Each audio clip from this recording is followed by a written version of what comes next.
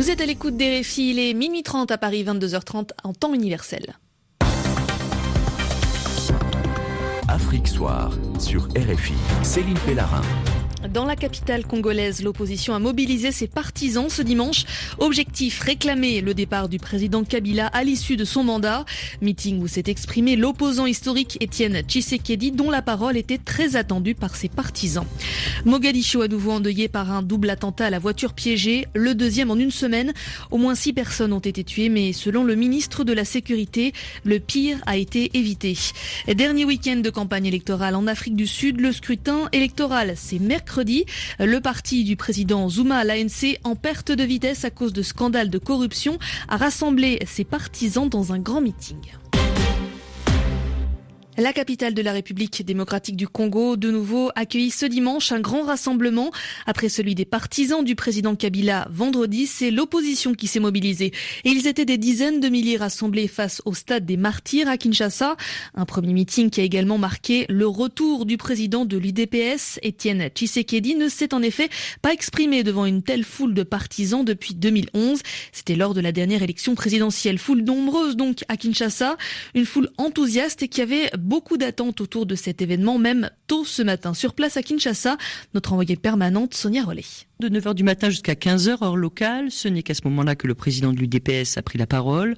Et entre-temps, des militants de tous les partis membres du rassemblement de l'opposition, UDPS, G7, Dynamique, AR, entre autres, faisaient la fête face au stade des Martyrs, fanfares, banderoles, drapeaux, une esplanade qui s'est remplie peu à peu, avec des jeunes surtout qui ne cessaient de répéter qu'eux n'avaient pas été payés pour être là, référence aux accusations de l'opposition contre la majorité et à son meeting de vendredi. D'autres militants décrivaient comment ils avaient dû venir à pied depuis les quartiers populaires, faute de bus, des jeunes mais aussi bon nombre de personnes âgées, tous venus pour entendre le message d'Étienne Tshisekedi. Ce qu'ils attendaient surtout, disait-il, c'est que le vieil opposant politique leur confirme que Joseph Kabila partirait bel et bien à la fin de son deuxième et dernier mandat. Pendant ce temps-là, à Limete, devant le domicile du vieil opposant, ils étaient des milliers à attendre que son convoi prenne enfin la route du meeting. À 14h, ça a été la cohue. Les policiers qui étaient dans un pick-up en tête ont fini par devoir descendre pour repousser les partisans du Sphinx de Limete, s'accrochant au marchepied de son véhicule. Et c'est accompagné par des chansons à sa gloire qu'Étienne Tshisekedi a enfin rejoint le lieu du meeting. Sonia Rollet, Kinshasa, RFI. Et à la tribune de ce meeting, Étienne Tshisekedi, le leader de l'opposition congolaise, a récusé Dème Kodjo. Il s'agit du facilitateur désigné par l'Union africaine. Étienne Tshisekedi a annoncé à ses partisans que le rassemblement de l'opposition a demandé à l'Union africaine de trouver un remplaçant pour le poste de facilitateur. Comme vous l'avez suivi, le facilitateur qu'on nous a donné n'est pas neutre, c'est un grand kabiliste. C'est pourquoi le rassemblement lui a retiré sa confiance. Nous avons dit aux gens de l'Union africaine de désigner quelqu'un d'autre qui sera accepté par les deux partis. Pour nous, celui qui n'a pas la confiance du peuple ne peut pas trancher un litige qui concerne le peuple. Il est du côté de l'adversaire. Mais nous allons arranger cela durant les jours qui viennent. Nous demandons également qu'il n'y ait plus de détenus politiques. Étienne Tshisekedi au micro de Kamanda Wakamanda Muzembe. Du côté du pouvoir, Lambert Mende, porte-parole du gouvernement congolais, se dit satisfait. Il estime que le meeting de l'opposition, d'un point de vue de l'ordre public, s'est déroulé aussi correctement que possible. Il ajoute « C'est un défi que nous nous sommes donnés à nous-mêmes de faire fonctionner la vie démocratique ». Fin de citation.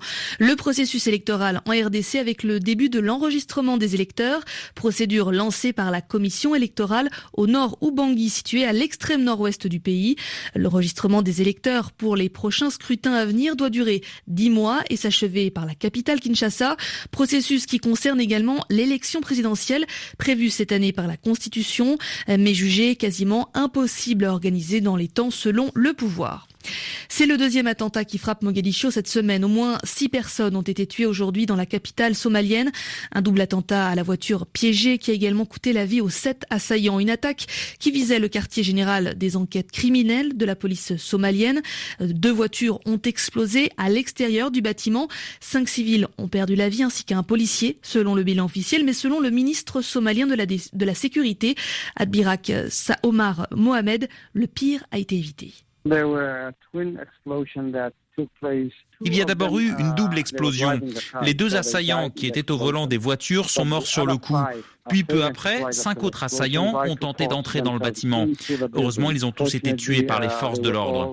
Ils n'ont pas réussi à atteindre leur cible et les dégâts ont été relativement limités, même si bien sûr, des civils qui se trouvaient dans la rue au moment des 2 premières explosions sont morts, ainsi qu'un policier.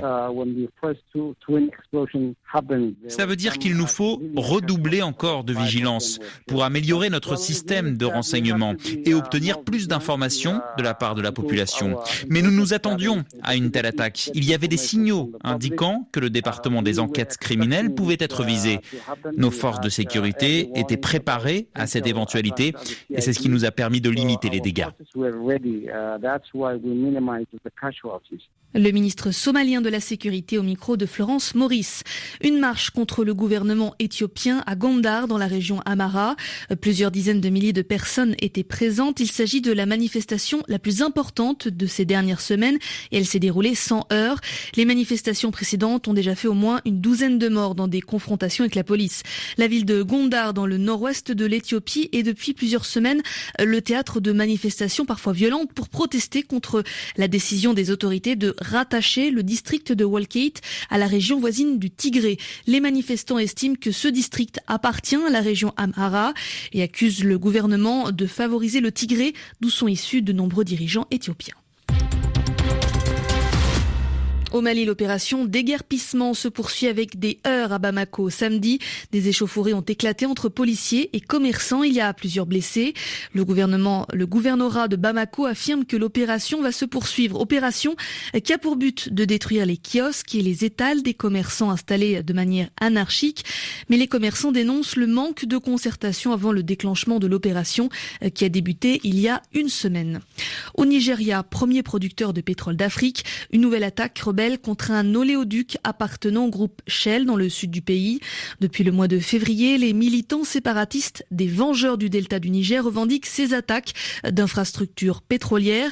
Les Vengeurs du Delta du Niger exigent le départ du pays des compagnies pétrolières étrangères de cette région qui, malgré les revenus du pétrole, restent déshéritées. Et les Vengeurs du Delta du Niger revendiquent également l'autodétermination de la région du Delta.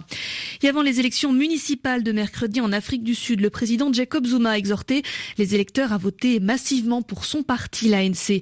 Alors si l'ANC contrôle la majorité des municipalités du pays, le parti de Jacob Zuma apparaît affaibli par plusieurs scandales de corruption. Le principal parti d'opposition, l'Alliance démocratique, qui dirige la ville du Cap, compte bien profiter de ce contexte. Il y a 3 jours du scrutin, le parti, l'ANC, a réussi à réunir ses dizaines de milliers de militants ce dimanche à Johannesburg. Reportage de Lisa Fabian.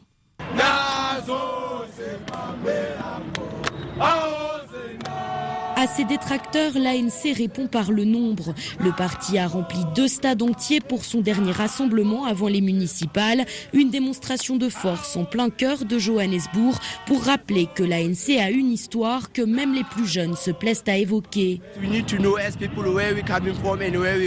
Nous devons nous rappeler d'où nous venons et savoir où nous allons. L'ANC a tenu ses promesses. Moi-même, j'habite dans un logement social qui a été payé et construit par le gouvernement de l'ANC. C'est mon parti. Mon père, mon grand-père se sont battus pour ce parti, pour que je sois libre. Ici, on fait bloc derrière l'ANC, même si beaucoup évitent de citer le nom de Jacob Zuma. D'autres n'hésitent pas à balayer les accusations de corruption qui minent le parti. De quelle corruption parle-t-on? Est-ce que le parti est corrompu lorsqu'il amène de l'eau potable aux gens? Est-il corrompu lorsqu'il donne accès à l'électricité? Laissez la justice faire son travail et on verra bien si l'ANC est corrompu ou pas. Les militants de l'ANC restent persuadés que l'opposition n'a aucune chance de l'emporter, ni à Johannesburg, ni ailleurs. Non mais regardez ce stade, il est rempli. L'Alliance démocratique n'a aucune chance. Oui, ils arriveront en 2e position, mais ils ne seront jamais en tête. Acclamé par la foule, Jacob Zuma a de nouveau taclé l'opposition en rappelant que Nelson Mandela avait mis en garde contre l'Alliance démocratique. Lisa Fabian, Johannesburg, RFI. Vous êtes à l'écoute d'RFI, il est 22h40 en temps universel, minuit 40 à Johannesburg. C'est la fin de cette édition d'Afrique Soir, préparée avec Antoine Prénat. Vous pouvez retrouver toute l'actualité développée sur nos antennes, sur notre site internet et nos applications mobiles. Et dans 20 minutes maintenant, un nouveau journal, il vous sera présenté par Fanny Blechner. Bonne soirée sur RFI.